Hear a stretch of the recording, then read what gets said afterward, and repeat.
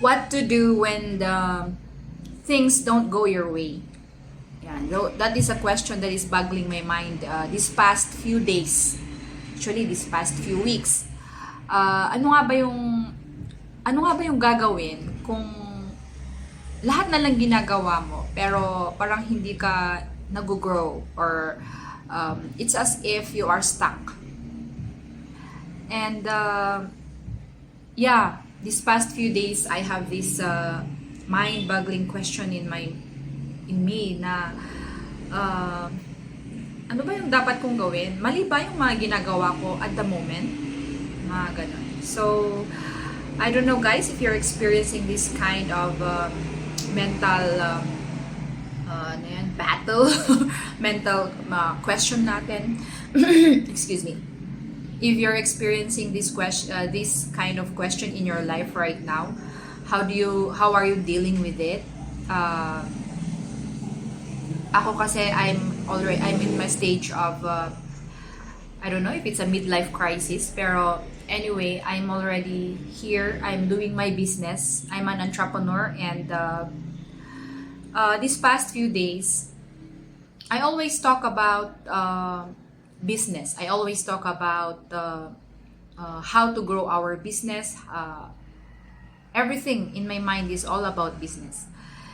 And then, suddenly it hit me na bigla na lang akong may tanong.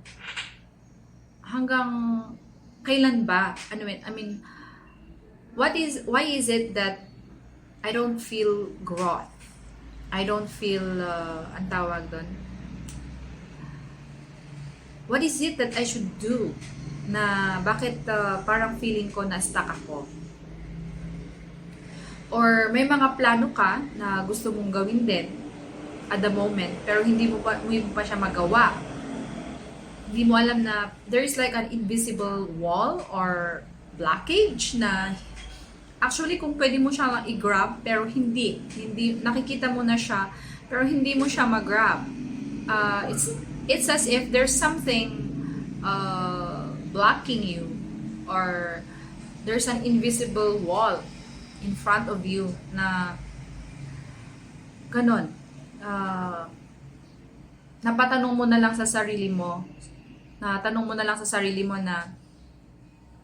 bakit hindi umaayon sa akin ang panahon. Yeah, lately I've been in that situation, and I don't know exactly, but parang hindi na ako hindi ako makagawa. If I'm actually focused in my work, lahat ng mga to-dos or mga plans na accomplish ko siya. But as of this time, hindi ko siya magawa kasi ang dami-daming nag-run sa utak ko. And I really want to let it go. And gusto kong maghanap ng sagot. Yan. So, ganun naman tayo, di ba? Yun yung una nating gagawin. Masagot kung para matahimik or magkaroon tayo ng peace of mind. Yan. But for me, since nasa techie world tayo, we always ask Google, di ba? Na marami akong nakitang sagot. It's all the same. Nakikita ko na para na lang siyang pare-pares na sagot. So, I don't know exactly. Maganda naman yung mga sagot na nakuha ko. And I don't still feel satisfied. Parang may kulang pa. Ayan. So, did you know guys that way back, basta may problema ako dati, oo naman. When we solve a problem, we always ask God, of course. That's always the number one thing that we do, right? We pray. We pray, we meditate, we pause, everything like that. But hindi ko alam, nakakagaan sa akin. Lalo na kapag nagbabasa ako ng libro. I actually have a collection of books, and then a while ago, actually these past few days hindi na ako nagbabasa. Wala akong time magbasa. And sabi ko nga, when this thing is boggling me, naalala ko yung isang libro. Actually, wait, I have this book. I don't know if you're familiar with this book. The Power of Now. Yan, by Eckhart Tolle. Sorry for the pronunciation. Eckhart Tolle. Look at this. It's The Power of Now. So, ayan, A Guide to Spiritual Enlightenment. I had this book when I was teaching ESL way back in 2008 or 9-10. I always carry this book kasi that time refer siya sa akin recommend siya sa akin ng aking Korean manager, and he said it's a good book. And at that time, syempre I have a lot in my things. I didn't really read it, but I guess lalo na kapag may problema ka, maghahanap ka ng sagot. Yun. So as of now, sabi ko nga, dito ko ulit nakita yung sagot. Yan. Ganun din ba kayo, guys? Yung may mga tanong tayo na we've been bugged for a week, maybe for a few days, hindi mo mahanap yung sagot. Eh, hindi ko akalain na dito ulit sa libro. Sa libro ko ulit makukuha. Good thing I did not throw this. It's an old book actually, from National Bookstore. Naka-sale pa yan, guys, ha, noon. Yan. At saka, I really love books. So, marami akong collection, lalo na kapag mga about, mga ganito. Personality development, success stories, about the brain, psychological things like that. Kasi yun yung hili ko dati. And then, I was actually looking for the way out of pain. Kasi nga, we are in pain, no? Hindi ko malabas itong, ano ba to? Ano ba yung nasa nararamdaman ko? And then, there was a circle, no? Naghahanap ako. Ang dami kong, marami akong sinusircle dyan. Actually, hindi ko alam kung ano yung problema ko this time, kung bakit ko to sinirclean. And when I read it, it's actually an answer to my question now. Yan. So, let me read it to you guys. Ayan. Sabi niya, accept, then act. Okay? Whatever the present moment contains, accept it as if you had chosen it. Oh, again. Accept, then act. Whatever the present moment contains, accept it as if you had chosen it. Always work with it, not against it. Make it your friend and ally, not your enemy. This will miraculously transform your whole life. Naintindihan nyo, guys? Hindi ko alam, pero parang nag-resonate siya. You accept. Okay? So, yung problema ko lately na what to do when things don't go my way, you accept it, okay? And then you act, okay? So, whatever the present now, ano man yung nararamdaman natin ngayon, ano yung problema natin ngayon, or challenges natin ngayon, accept it, di ba? Para ang simple, pero you accept it as if you had chosen it. Yeah, there's the word choice. So, you accept it as if you had chosen it. Na parang pinili mo siya na isa yun sa mga decision na ginawa mo dati. Then, accept it and let go. And my keywords dito, always work with it, not against it. So, meaning, valid, no? Parang ang lakas din pala, no? We go with the flow.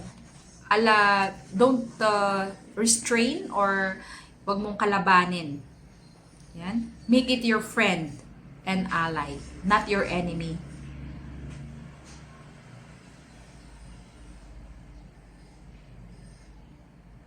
Kasi nga, dito yung sabi niya, the present moment, ngayon, is sometimes unacceptable. Tama? Unpleasant and awful. Tama, no? Okay. Anong naramdaman nyo, guys? Did you feel something? Parang, I felt, sinagot niya yung sa tanong ko. And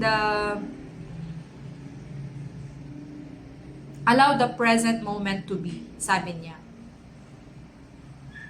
Because this will give you the state of inner freedom and inner peace from external conditions. Hindi nga natin makontrol yung mga external condition, no?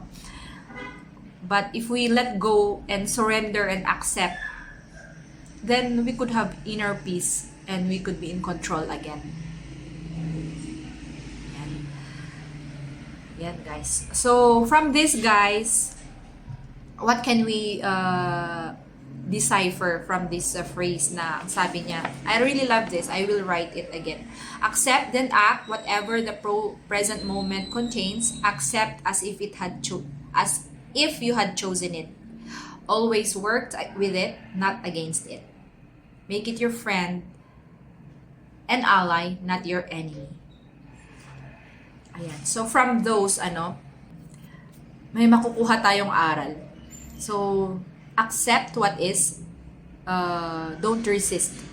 Okay? So, tama, accept reality. But don't dwell on that.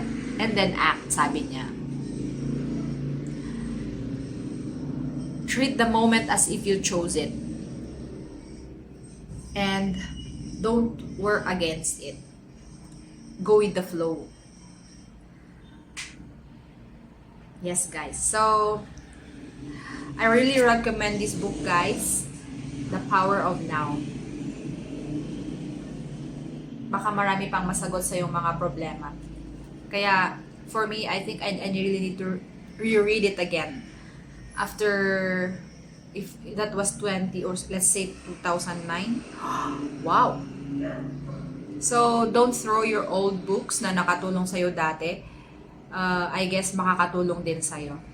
Yeah, I'm not really I really love this book, and if you find it helpful a while ago, you can also have it. Marami ng ebook ngayon, pwede nyo i-download.